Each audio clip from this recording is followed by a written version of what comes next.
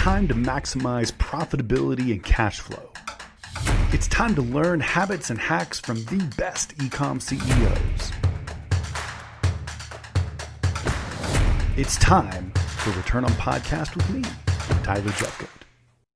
All right. Hey friends, Tyler Jeffcoat here with Seller Accountant and the Return on podcast show. And I want to talk about a KPI, a metric that you need to be measuring that you're probably not paying attention to right now. That metric is called return on inventory investment. Now, why do we care specifically about return on inventory investment? Here's the reason. Most of the expenses that would pop up either on a P&L or on a SKU level profitability chart like I'm showing you right now, most of those expenses happen in the same month that we get paid or within a week or two. The one investment that we make that sits out of our bank account for more than a month is almost always our cost of goods sold, right? We're going to invest in the inventory and then 3 or 4 months later, we're going to finally get to sell through that same inventory. As a result, we want to understand how effective that investment was because it wasn't same period. This didn't happen in March and then I got my money back in March. It wasn't like that. It actually extended over several months. And I want to know how effective, what my success rate is, what my batting average is for that one turn of an inventory.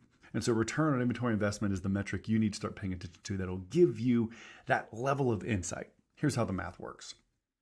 We've calculated true gross profit in the form of what Seller Accountant calls PAG, post-advertising gross profit, right? We're doing our retail price for this SKU. I'll show it to you on a portfolio level here in a second, minus our landed cost of goods sold, minus our Amazon fees, minus our direct advertising expenses, and we are left with a true margin. But what we have to do now is take that margin, so $33 is the margin here, and we actually want to divide it by just the cost of goods sold. So literally, if we do profit divided by cost of goods sold, that yields a return on that cost of goods sold. And this metric is so important. I was talking to an expert the other day who he says as he's trying to engineer new products, he wants to get as close to 100% return on investment as possible. I would say that what I've seen in my portfolio is that if you can get, close to 80, 90%, you're in really good shape. But let me show you a couple examples. So this product, by the way, the benefit of having a higher retail price is that maybe you can capture more margin. But let's say this guy actually has a higher cogs factor. I'm only getting a 51% return on investment. It kind of is like for every at bat I get, every time I turn my inventory, I'm actually getting a lower success rate. I'm only getting 51% return on the investment. Whereas if I have better margins, I'm able to either increase my prices or just secure the product at a higher margin. I might be able to capture more than 100%. I might have a more effective, a slugger, someone that's going to hit a home run more often when I sell the inventory. And so something that's kind of a dream that I think you should aspire to is if I could somehow on a P&L or on a SKU level analysis like you're looking at right now, if I could somehow have my cost of goods sold equal my profitability, where that is that magic 100% return on investment, that is the dream. If I could develop products that have so much differentiation or are cheap enough to advertise where somehow my cogs can equal my PAG, that gives me that 1-to-1 or 100% return on investment.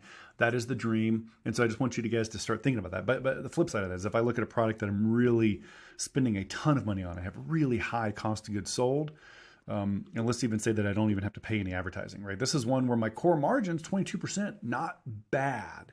But because of how much money is tied up for months and months before I can sell the units, I actually have a pretty low return on inventory investment. And the result of that is that my dollar doesn't go as far. My euro doesn't go as far. My investment is less effective. And I got to make sure I can invest.